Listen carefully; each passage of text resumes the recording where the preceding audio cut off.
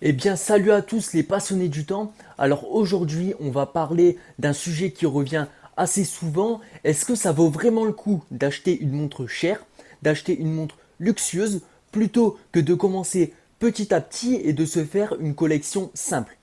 Alors déjà, le problème c'est que avec le luxe, ça émet plus de doutes en général si on commence une collection que vraiment nous simplifier la vie au niveau du fait de porter une montre. Alors pourquoi? Parce qu'on va directement déjà arriver dans des budgets importants et lorsqu'on met un budget important de façon que ce soit dans l'horlogerie ou dans d'autres domaines, par exemple les voitures, etc., on aura tout de suite tendance à beaucoup plus réfléchir à l'achat du produit. Alors, est-ce que c'est une bonne chose ou pas? Je pense que dans les premières montres, c'est pas forcément une bonne chose. Sauf si vraiment c'est votre montre de rêve et c'est ce que vous vouliez depuis petit, etc. Mais je pense que c'est pas forcément une bonne chose parce que ce que vous allez faire, c'est que vous allez vous diriger directement vers le luxe en se disant c'est cher, donc forcément c'est de la qualité. Alors en général oui, mais elle va pas forcément répondre à vos besoins.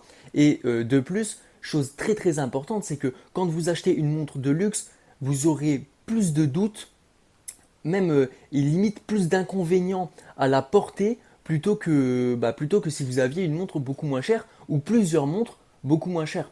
Vaut mieux avoir une collection où vous mettez une montre pour tous les jours, une montre pour le sport, une montre pour les soirées, etc.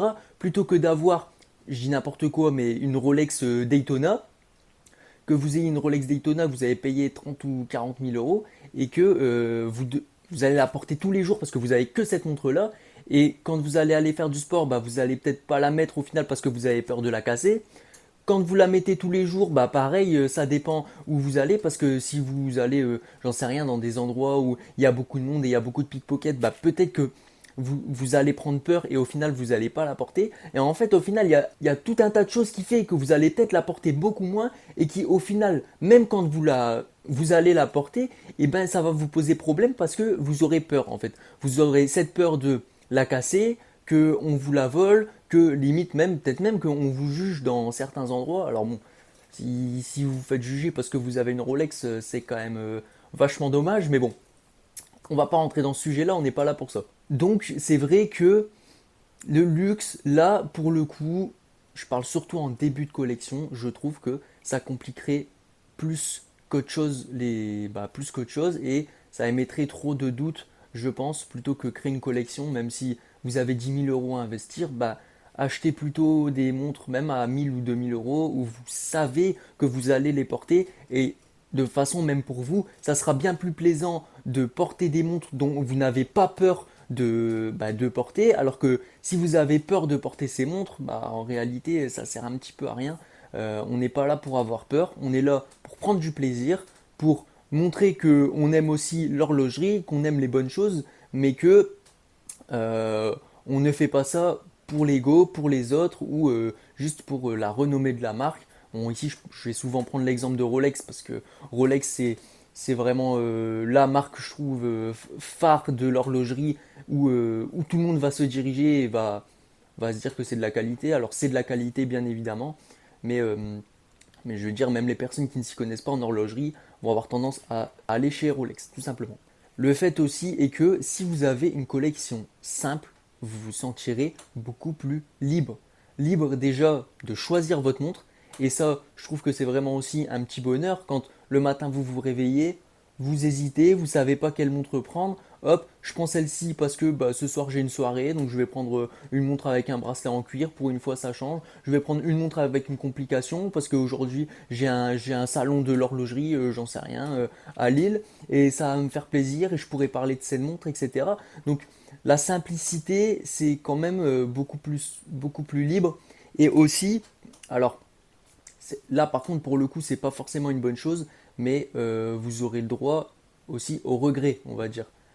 Si vous achetez, si vous, par exemple vous avez, je n'importe quoi, 10 000 euros à investir dans une montre, que vous achetez une montre à 500 euros, donc qui équivaut à 5% du capital à dépenser, et que vous vous trompez dans la montre, bon, au final, vous allez moins l'avoir en travers de la gorge que si vous avez acheté une montre à 10 000 euros, vous avez cramé votre budget pour votre collection de montres et que au final vous regrettez Là, ça fait un petit peu plus mal, ça picote un peu. Donc, l'avantage aussi, c'est que en construisant une collection, vous avez le droit au regret. Et après, il y a ce truc aussi de se dire par période, donc dans certaines périodes, je préfère par exemple mettre des plongeuses, je préfère mettre des bracelets en cuir, des dress watch, je préfère mettre des field watch. Et vous avez aussi donc ce choix de se dire, bah, comme j'ai plusieurs montres différentes, je peux par exemple, si c'est ma période où je préfère les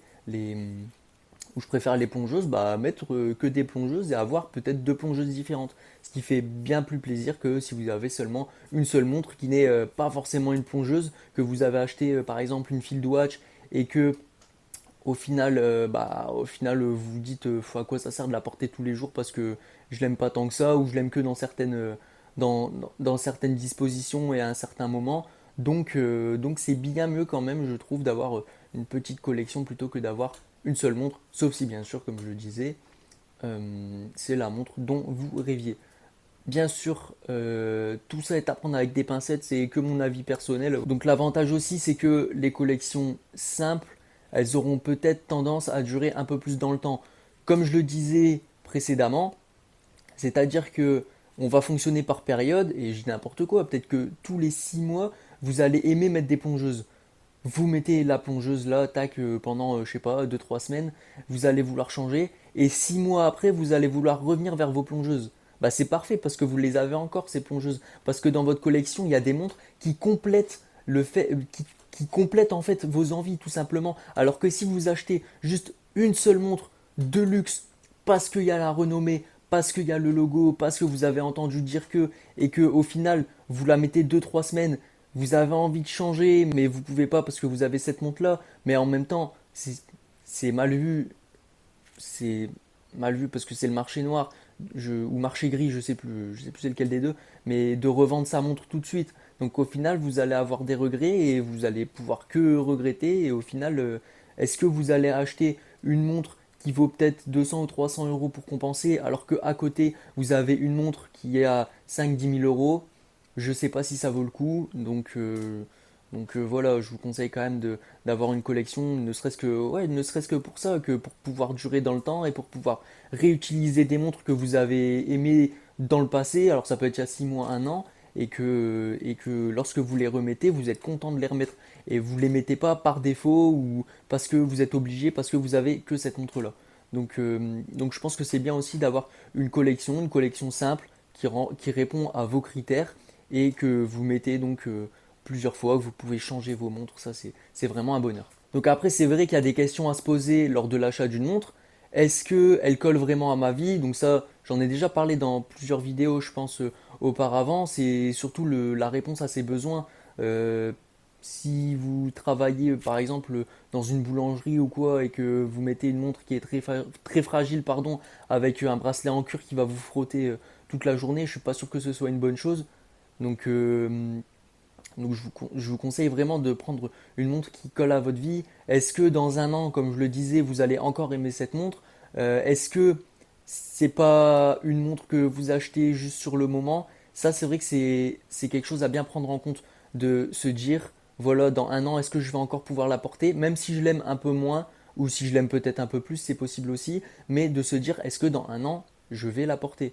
Parce que si vous savez que c'est juste à un moment donné, que c'est juste pour, je sais pas, pour 3 mois et que vous n'allez pas la porter, enfin, vous n'allez pas la reporter et au final, vous allez perdre de l'argent dessus. Donc, ça sert pas à grand chose. Donc, ici, au niveau de votre collection, le luxe, c'est pas forcément la meilleure des solutions. Je trouve, pareil, c'est toujours mon avis personnel. Après, que vous alliez dans le luxe, chez Rolex, chez Audemars Piguet, chez Jaeger-LeCoultre, Omega, vous savez que vous allez avoir des montres de qualité, mais c'est plus par rapport à vous, par rapport à vos besoins. Est-ce que vous allez la mettre tous les jours? Est-ce que vous n'aurez pas peur de la porter? Ça, c'est vraiment des questions à se poser. Prenez bien ça en compte. Si tu veux être guidé pour t'acheter une montre ou pour tout simplement commencer une collection, je t'invite à remplir le formulaire qui est dans ma bio Instagram. Je te recontacterai pour t'aider à t'acheter ta montre. Allez, à bientôt les passionnés. Et n'oubliez pas, le temps n'attend pas.